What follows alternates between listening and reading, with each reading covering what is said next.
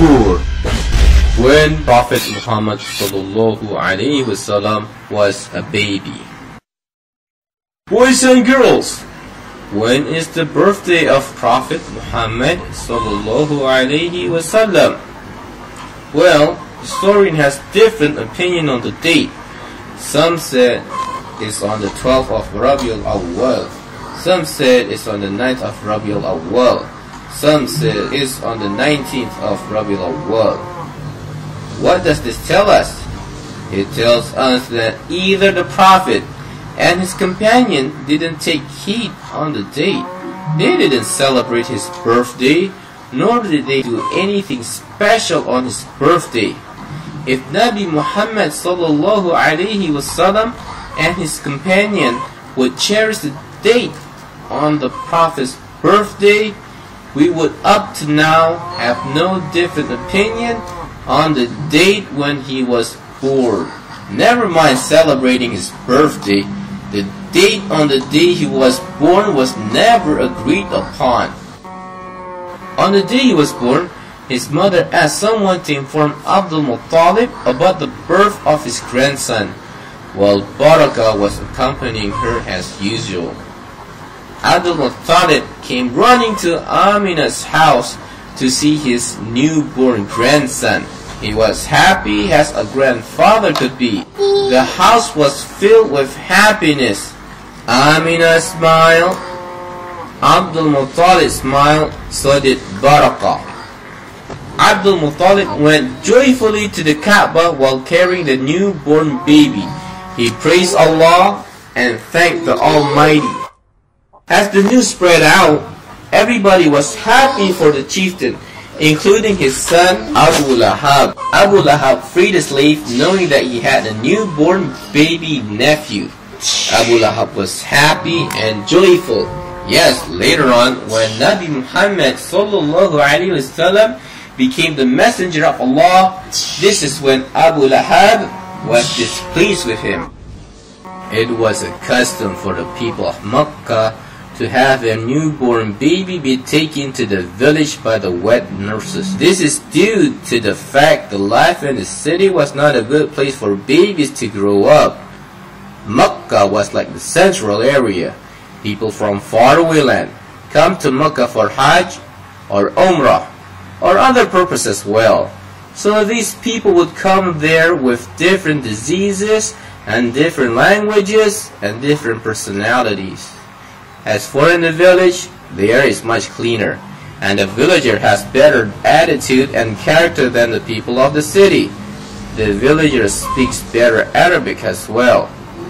So the wet nurses come to Makkah and bring their baby to their village. A wet nurse is the person who takes care of the baby. The Prophet's wet nurse was Halima radiallahu anha. A day before Halima met and knew the baby Muhammad ﷺ for the first time, she and her family suffered from drought and hunger at her village. She had an old camel. That camel had no milk. She and her husband could not sleep that night due to the crying of their children. Their children were hungry, and there was not a single milk nor food that could be given to the children. Therefore, the children were crying. Halima and her husband kept on begging Allah for rain to come. In the morning, she along with other families were coming out from their village and headed toward Makkah, for it was the day when a wet nurse was looking for a baby to be taken care of. As the ladies from the village arrived at the city of Makkah, they started looking for a mother who wanted their baby to be brought to the village. But nobody wanted to approach the baby Muhammad ﷺ. As soon as they know that baby Muhammad ﷺ was an orphan, they choose to take another different child. The people of Makkah would pay the villager for taking care of their babies. In the mind of the villager, if the father is no longer around, who would pay them for taking care of the baby? When the rest of the ladies had a baby with them, They were ready to head back to their village. But Halima, she still had no baby with her.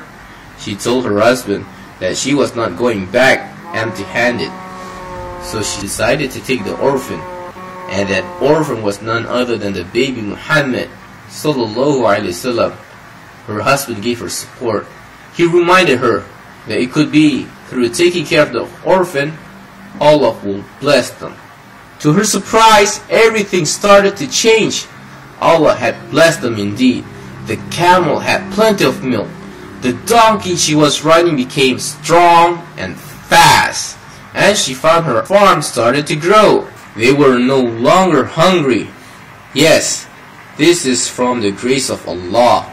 For anyone who helped an orphan, Allah will bless that person. Lesson from the story.